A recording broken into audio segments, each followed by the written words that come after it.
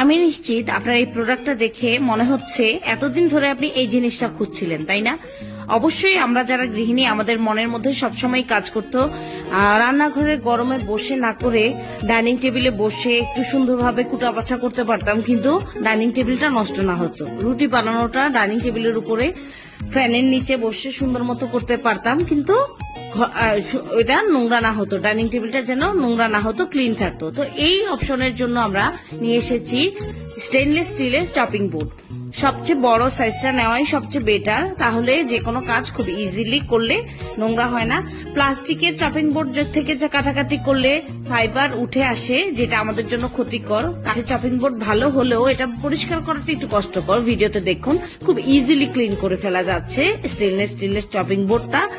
আর কুটা বাচ্চা থেকে শুরু করে যে কোনো রান্না সংক্রান্ত যে কোনো কাজ খুব সুন্দরভাবে চপিং বোর্ডের মধ্যে করে ফেলা যায়। এটাতে একটা ছোট্ট ছিদ্র